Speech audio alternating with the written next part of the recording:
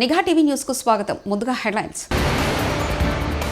95 కోట్ల మందికి సంక్షేమం, ప్రధాని మోదీ.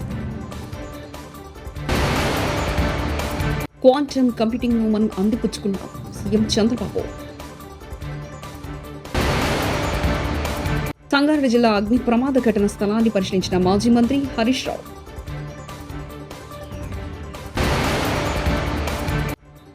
ఏపీ కేంద్రంగా క్వాంటమ్ టెక్నాలజీ విప్లవం, మంత్రి లోకేష్. కేంద్ర సామాజిక భద్రత పథకాలతో దేశంలోని 95 కోట్ల మంది లబ్ధి పొందుతున్నారని ప్రధాని మోదీ వెల్లడించారు. జనాభాలో 64% మందికి ఏదో ఒక రూపంలో సంక్షేమం అందుతుందన్నారు. అంతర్జాతీయ కార్మిక సంస్థ తన నివేదికలో ఈ విషయం వెల్లడించిందన్నారు. ఆకాశవాణిలో ఆదివారం ప్రసారమైన మన్ కీ బాత్ 123వ సంచికలో ఆయన ప్రసంగించారు.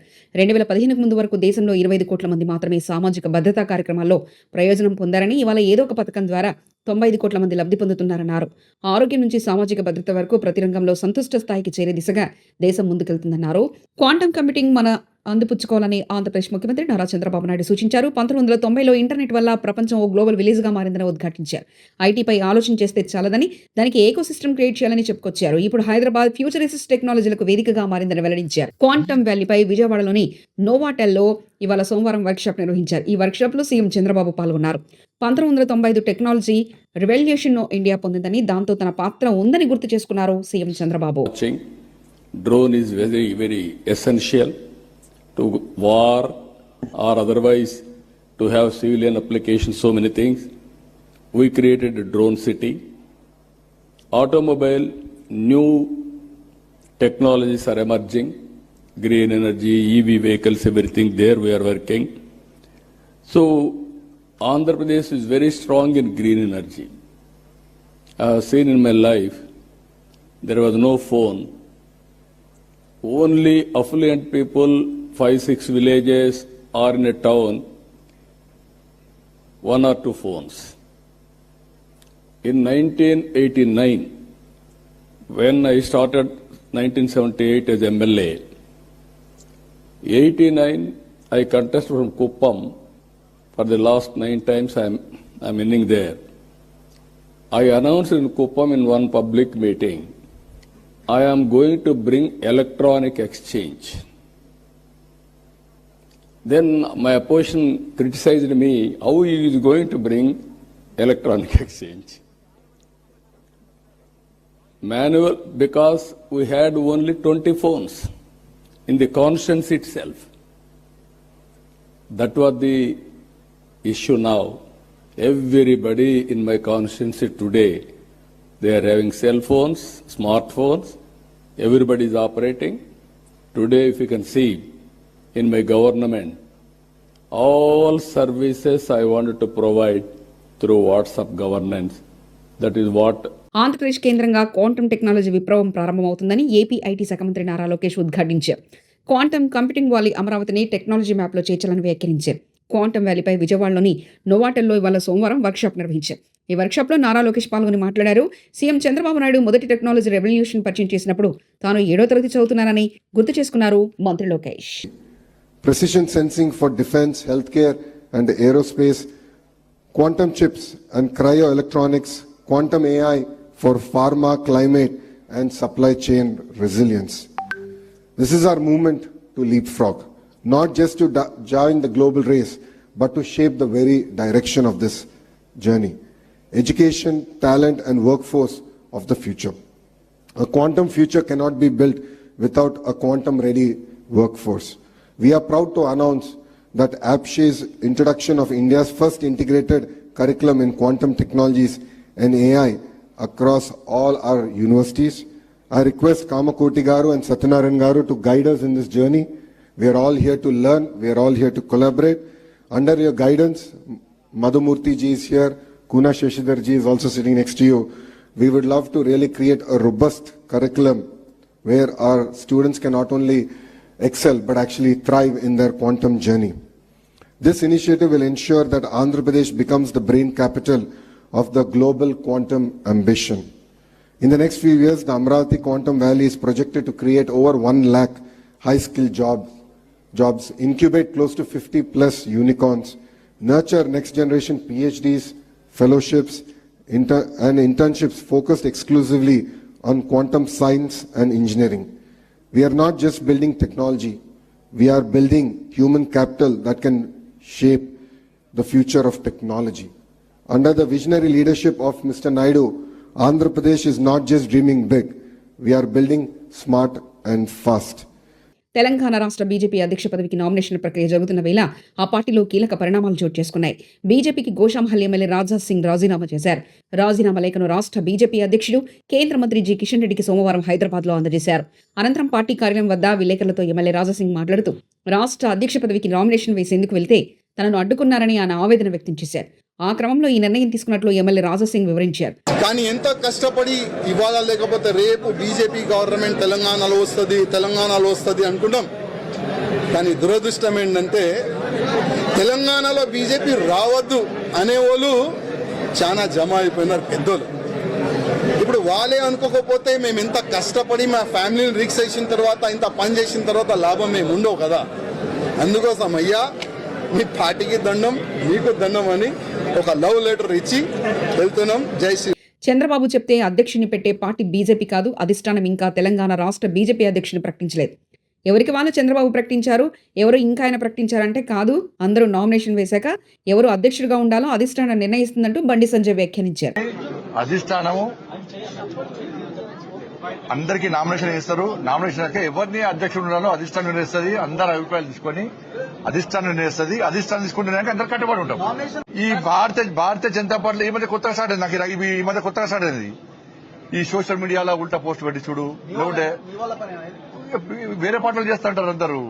చంద్రబాబు నాయుడు గారు లేకుంటే ఇంకో నాయకుడు చెప్తే అధ్యక్షుని పెట్టేటటువంటి పార్టీ భారతీయ జనతా పార్టీ కాదు. సంగారెడ్డి జిల్లా అగ్ని ప్రమాద ఘటనా స్థలాన్ని పరిశీలించారు మాజీ మంత్రి హరీష్ రావు. ప్రమాద సమయంలో 140 మంది కార్మికులు లోపల ఉన్నారని ఇక్కడ వాళ్ళు చెప్తున్నారు. కానీ అధికారులు 8 మంది చనిపోయారు, 26 మందికి చికిత్స పొందుతున్నారని చెప్తున్నారు. అంటే 34 మంది ఇంకా ఎంతమంది ఆ శిథిలాల కింద ఉండిపోయారో అర్థం కాని పరిస్థితి అంటూ హరీష్ రావు వ్యాఖ్యానించారు. నాకే కలిస్తే నేను తీసుకెళ్లి అక్కడ కలెక్టర్ గారికి ఆర్డీఓ గారికి కల్పించాల్సిన పరిస్థితి ఏర్పడ్డది. ఎంత ఇర్రెస్పాన్సిబుల్ గా ప్రభుత్వము ఈ అధికార యంత్రాంగం పనిచేస్తుందంటే ఇది నిజంగా చాలా బాధాకరం. ఒకవైపు ఎన్డీఎస్ఆర్ఎఫ్ బృందం అద్భుతంగా లోపల పోయి పనిచేస్తున్నారు, వాళ్ళను మనం అభినందించాల్సిందే. కానీ రెవెన్యూ యంత్రాంగము, జిల్లా యంత్రాంగం ఏం చేస్తున్నట్టు బయట నేను ఇప్పుడు చెప్పాను, ఒక టేబుల్ పెట్టుకోండి, ఒక చిన్న హ్యాండ్ మైక్ పెట్టుకోండి, ఓ 2 తహసీల్దార్లను 2 ఎస్ఐలను ఆడ కూర్చోబెట్టండి, ఓ లిస్టు దగ్గర పెట్టుకోండి, ఎవరెవరిని ఏ హాస్పిటల్ పంపించుకుంటే ఒక లిస్టు పెట్టుకోండి, చనిపోయిన వాళ్ళది ఒక లిస్టు పెట్టుకోండి, అసలు డ్యూటీలో ఎంతమంది ఉన్నారో ఆ రోజు మార్నింగ్ షిఫ్ట్కి ఎంతమంది పంచ్ చేసినారో అటెండెన్స్ లిస్ట్ ఒకటి పెట్టుకోండి. అంటే డ్యూటీ ఎంతమంది పంచ్ చేసిండ్రు, అసలు డ్యూటీలో ఎంతమంది ఉన్నారంటే ఒక్కొక్కరు ఒక లెక్క చెప్తున్నారు. కలెక్టర్ది ఒక లెక్క ఉంది, ఎస్పీది ఒక లెక్క ఉంది, ఇంకొకరిది ఇంకో లెక్క ఉన్నది. డ్యూటీలో ఎంతమంది ఉన్నారు ఆ టైంకు 9 గంటల 18 నిమిషాలకు అంటే ఇప్పటి వరకు 5 గంటలైనా ఎంతమంది షిఫ్ట్లో పనిచేస్తున్నారో అధికారులు చెప్పడం లేదు. అసలు ఏ వివరాలు కూడా లేకుండా బాధ్యతారహిత్యంగా పనిచేసినట్టు కనబడతా ఉంది. మరి 30 గజాల్లో 60 గజాల్లో కట్టుకున్న పేదల ఇండ్లు కూల్చేస్తావారా నా కొడక? బంజారాహిల్స్లో ఎకరా 100 కోట్ల భూములను కాంగ్రెస్ నాయకులు ఆక్రమించుకుంటే వాటిని రిజిస్టర్ చేయడానికి జీవోలను తెచ్చావు కదరా నా కొడక అంటూ బీజేపీ ఎంపీ ఈటల రాజేంద్ర వ్యాఖ్యానించారు. బంజారాహిల్స్లో ఒక్కొక్క ఎకరం 50 కోట్లు, 60 కోట్లు, 100 కోట్లు గా భూములని నీ పార్టీ నాయకులు, డబ్బున్నోళ్ళు, కలిగినోళ్ళు, ఇవాళ అధికారంలో ఉన్నోళ్ళు ఆక్రమించుకుంటే దాన్ని రెగ్యులరైజ్ చేయడానికి ఇంతకుముందు చెప్పినట్టుగా జీవో నంబర్ 58, జీవో నంబర్ 59లో వన్ ల్యాండ్ 6 ఎకరాలు ఉంటుంది. కానీ 20 మంది పేరిట, 30 మంది పేరిట చిన్న చిన్న బిట్లుగా చేసి వారికి రిజిస్ట్రేషన్ చేసావు కదా కొడుక. ఇవాళ ఈ 30 గజాలని 60 గజాలని ఇల్లు కొలగొట్టి వాళ్ళ బతుకులలో మట్టి కొడితే నీకు ఏమాత్రం న్యాయం అవుతుందా నా కొడుక? వాళ్ళ కన్నీళ్ళు, వాళ్ళ ఉసురు తగలదారా నా కొడుక అని చెప్పి అడుగుతా ఉన్నాయి. ఉత్తరాఖండ్లో కురుస్తున్న భారీ వర్షాల కారణంగా చార్ధామ్ యాత్రను 24 గంటల పాటు నిలిపివేశారు. కొండ చర్యలు విరిగే పడే అవకాశం ఉన్నందున యాత్రికుల భద్రత దృష్ట్యా ఒకరోజు పాటు చార్ధామ్ యాత్ర నిలిపివేసినట్లు గర్వాల్ కమిషనర్ వినయ్ శంకర్ పాండే తెలిపారు.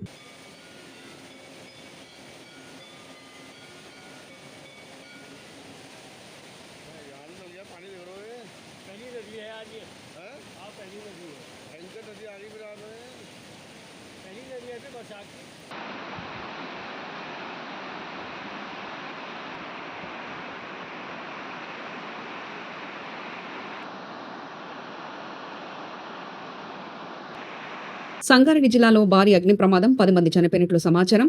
పాసమైలారంలోని సిగాచి రసాయన పరిశ్రమలో రియాక్టర్ పేలుడు ప్రమాద దాటికి 100 మీటర్ల దూరంలో ఎగిరిపడ్డ కార్మికులు. పరిశ్రమలో భారీగా ఎగిసిపడుతున్న మంటల్లో చిక్కుకున్న కార్మికులు 12 మంది. కార్మికులకు తీవ్ర గాయాలు, 10 మంది చనిపోయినట్లు సమాచారం. ఘటనా స్థలానికి చేరుకుని మంటలార్పుతున్న ఫైర్ సిబ్బంది.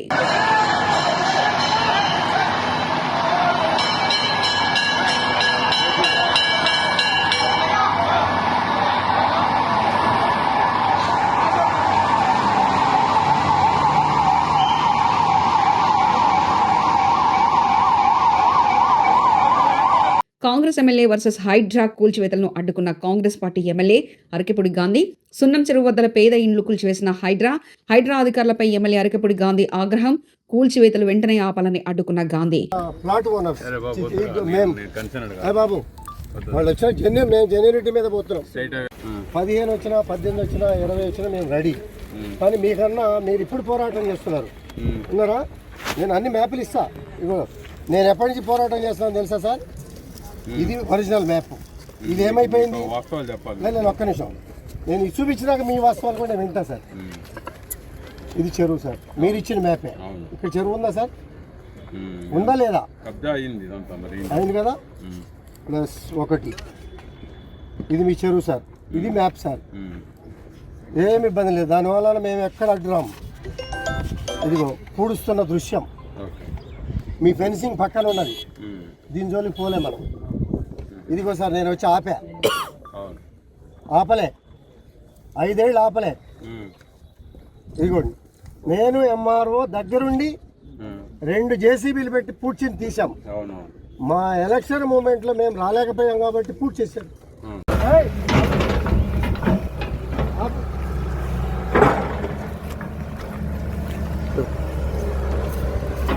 సంబంధించిన అవుతున్నారా? అక్కడ సార్ అబ్బాయి బాబీరా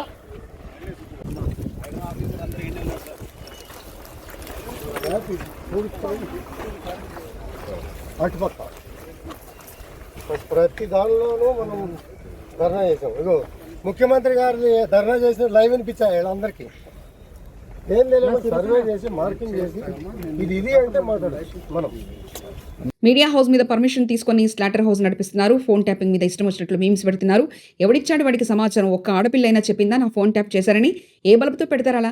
రాజకీయ పార్టీలు మేము విమర్శ చేసుకుంటాం. మీకెవడిచ్చాడు అధికారం? సంవత్సరం ఉంది. అధికారం సంవత్సరం నుండి కాళేశ్వరం అన్నారు. ఏమైంది కాళేశ్వరానికి? ఒక పిల్లర్ కుంగింది. మాజీ మంత్రి ఎమ్మెల్యే జగదీష్ రెడ్డి. వెళ్ళమన్నట్టు నన్ను ఇష్టం వచ్చినట్టు రాసి నన్ను వెళ్ళమనేది ఏంది? వెళ్ళు ప్రెస్ కౌన్సిల్కి కూడొద్దన్నాడు. ప్రెస్ కౌన్సిల్కి వెళ్ళు, లేకపోతే ఇంకోటికి ఆడి కూడా పో, బిల్లాడ దగ్గర పో, ఎవరికైనా ఐఎస్ఐ తీవ్రాలు చెప్పుకోమని పోయి.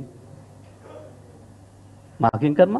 నీ ఇష్టం వచ్చినట్టు నీ మీద బురద పూస్తా, నువ్వు కడుక్కో, లేకపోతే ఏం పెట్టి కడగాలను నన్ను అడుగు, ఏ సబ్ పెట్టి కడగాలను నన్ను అడుగు అంటే రావడానికి ఉన్నామా?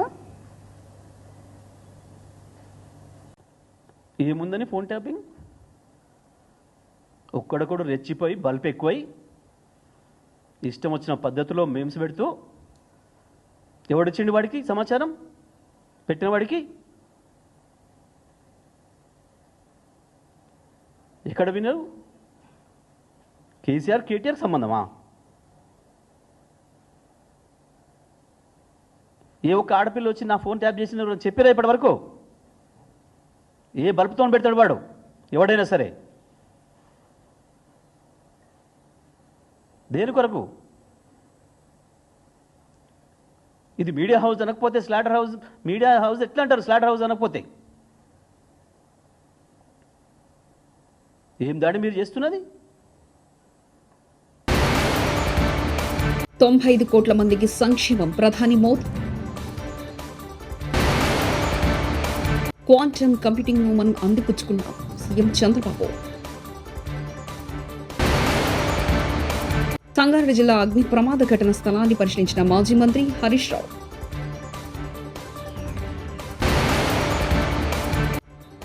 ఏపీ కేంద్రంగా క్వాంటమ్ టెక్నాలజీ విప్లవం మంత్రి లోకేష్. ఇవి బులెటిన్ విశేషాలు. చూస్తూనే ఉండండి నిఘా టీవీ న్యూస్.